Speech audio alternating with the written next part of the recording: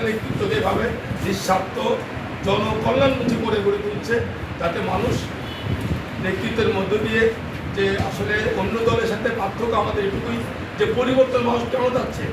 অতীতে যারা শাসন করেছে তারা মূলত নিজের জন্য নিজের প্রতিষ্ঠা করতে চেষ্টা করে, বাস্তবে নিজের সম্পদ আহরণ করে, দেশে করে, বাড়িতে করে, ঢাকায় করে, যেগুলো আমাদের সামনে আমরা জানি।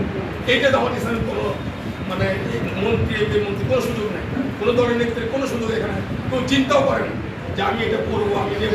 আমি মুজাহিদ সাহেব বাড়িতে গিয়েছিলাম, ওনার জিজ্ঞেস করলাম আত্মীয়স্বজনের কাছে যে উনি কোনো চাকরি দিয়েছে কিনা। উনি বলেছে যে না, সকল দেশের মানুষই তো আমার, সারা দেশের মানুষই তো আমার, আমি দৃষ্টান স্থাপন করতে চাই। জামাত ইসলামী বলতে দৃষ্টান স্থাপন করতে চায়, এখানে নিঃস্বার্থভাবে সেবক হতে চাই, মানবিক রাষ্ট্র কায়েম করতে চাই। এই জন্য অন্যদের তুলনায় পার্থক্য আমাদের এটা, আমাদের এই সংগ্রাম চলবে ন্যায় ইনসাফপূর্ণ একটি রাষ্ট্র কায়েম। যদি আমি মনে করি যদি জোর করে তারা কেউ দলীয় প্রভাব সৃষ্টি করে ভোট কেন্দ্র দখল করে কোনোভাবে ক্ষমতা তার নির্বাচন প্রভাবিত করতে না পারে, আমরা বিশ্বাস করি যে দেশের মানুষের মধ্যে একটি চিন্তার পরিবর্তন, একটি সুন্দর আগামী বাংলাদেশ, একটি আমরা মনে করি যে একটি ন্যায় ইনসাফপূর্ণ রাষ্ট্রের দিকে, দুর্নীতিমুক্ত রাষ্ট্রের দিকে মানুষ ভোট দেবে বলে আমরা মনে করি। এটা আমরা আশা করি যে আসলে আমাদের দেশে একটি সুন্দর ন্যায় ইনসাফপূর্ণ রাষ্ট্র জামাত ইসলামী করতে পারবে বলে যদি ক্ষমতা জনগণ দিয়ে দেয়, তাহলে আমরা সেটা আমার দায়িত্ব আমরা চেষ্টা করি। সকলকে ধন্যবাদ জানিয়ে আমার কথা শেষ করছি। আসসালাম।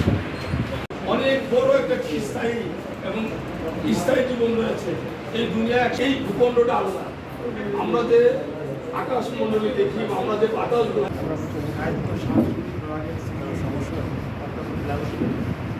আপনারাই পারেন যে একটি দুর্নীতিমুক্ত অথবা আমাদের নেতৃত্বকে বলবেন যে আপনাদের অমুক লোক এই অন্যায়টা করেছে।